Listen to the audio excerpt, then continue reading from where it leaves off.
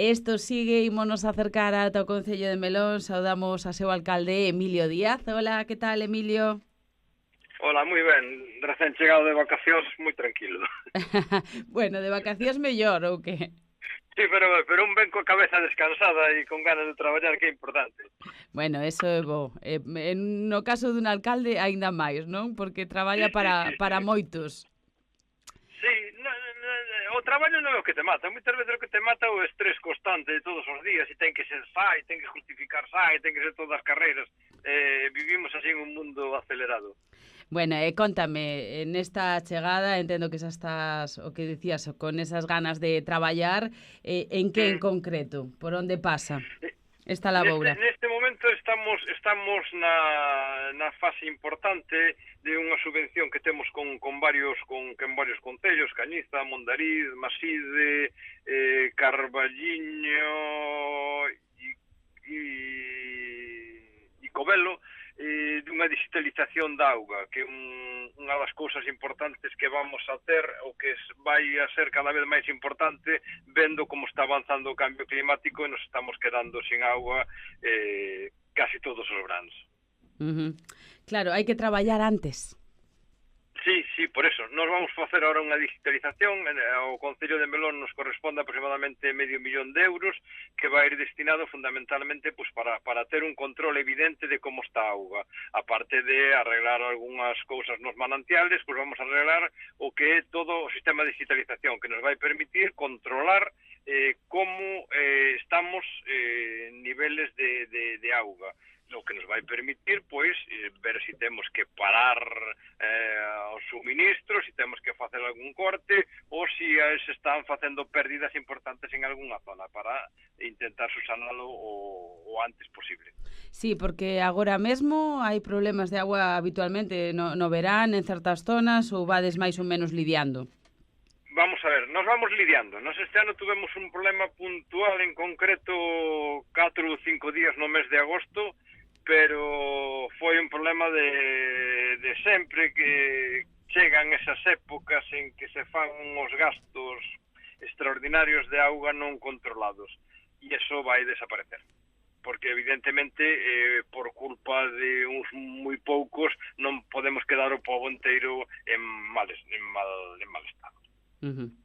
Moi ben, isto por un lado, o tema de agua, para que non haya esos problemas, entendo que máis cousas en canto a infraestructuras, obras importantes, este novo curso como arranca?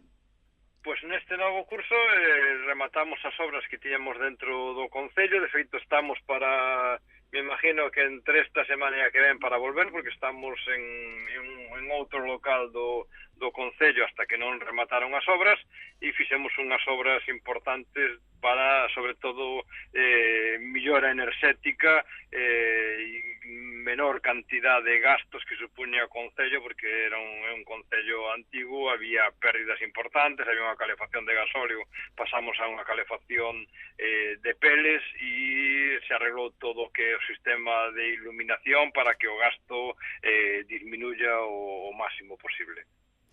Moi ben. Emilio, como foi o verán en canto a visitas, que tamén é algo que últimamente preocupa moito nestes concellos, polo menos a que non hai poboación que vai aumentando, eso preocupa ainda máis, pero polo menos que o turismo de actividade, non? Mira, eu onte precisamente a tarde estaba tomando un café, así a tarde noitiña, disminui moitísimo, xa tuvemos un verán moi bo de temperatura e con moita xente. Moitos son realmente xente que marchou daqui e volve cos fillos e pasa aquí uns veráns que son moitas veces inolvidables, porque este é un sitio moi agradable para estar no verán. Moi ben. Alguna cousa máis?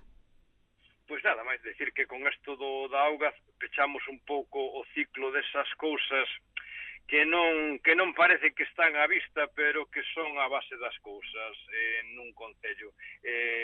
Se invertiu casi $500.000 en facer un arreglo de todo o sistema de iluminación externa pasando a LED, o cual nos permitiu facer un ahorro enorme, o que nos permite seguir mantendo neste concello.